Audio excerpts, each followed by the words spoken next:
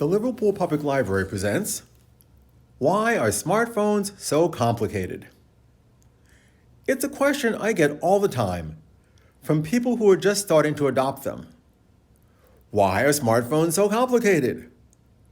Well, if you're just coming to them from nowhere, they are. If you're just coming to them from a flip phone, they are.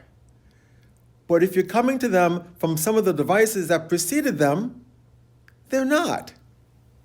Let me take the time to explain. In the beginning, there was the cell phone, and they were big, bulky, and expensive. They were also only used by high-powered business people and those involved in unsavory dealings. Then they got smaller, cheaper, and within the reach of the average person. I had one of those in 1996, and it lived in my left pants pocket and was simple to use, except for texting, which is really hard to do on a numeric keypad. Then there was the iPod. As an avid music person, I remember wishing that someone could invent something that would allow me to carry around all my music in my pocket and clear my living room of over 1,000 45s, 200 albums, a wall of CDs, 4 racks of cassette tapes, and a bunch of stereo components. The iPod was that device. I got my first one in 2001, almost immediately after it came out.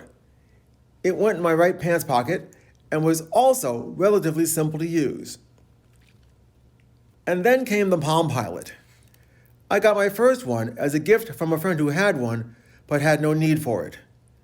This was a PDA, which means Personal Digital Assistant, that allowed you to store your contacts, store your calendar, take some notes, and play a few games, let's hear it for Scrabble, and run a few productivity apps. It was also able to sync with the calendar and contact info on your computer. It was relatively simple to use, after a little getting used to, and I never left home without it. I don't remember which pocket I carried it in, but one thing was certain. I needed one device to rule them all. Carrying around a phone, a music player, and a PDA was getting old. Plus, with all that stuff in my pockets, I needed suspenders to keep my pants up. A lot of people who were carrying these around felt the same way. They had 3 great devices that were relatively simple to use, but they were weighing them down. It sure would be great to have all these features built into one small device. And so, the modern cell phone, the smartphone, was born. One device that lets you make phone calls, play music, check your calendar and contacts, play Scrabble, do email, take pictures, and do a host of other things. Oh, and those new smartphones also included a regular QWERTY keyboard, so texting was a whole lot easier. If all you ever used was a flip phone, this was serious overkill and you didn't need it.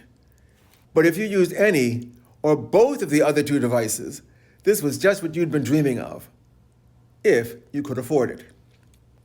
And a lot of people were using at least one of those other devices. But at first, the smartphone and service for it was too expensive to be attractive to all of them. So there was still a big market for your basic cell phone, and its slightly more agile cousin, the feature phone, which also had a QWERTY keyboard. I had one of those too, so I could text my daughter in college. But prices dropped, just like they did for the original cell phones, and people found more things they could use it for. More people adopted the smartphone, and the basic cell phone, your old flip phone, started to disappear, and it seems like all you can get now is a smartphone. A complicated smartphone that does more things than you care about. But you know something? Just because you have one of those fancy schmancy smartphones doesn't mean you have to jump in and use all the features of it immediately. You can take your time and just use the features you need. In fact, you can just use it as a cell phone and only use it to call people. We won't tell anyone. But one day, you'll discover all the other great things you can do with it, like play Scrabble, and realize that it wasn't so complicated after all.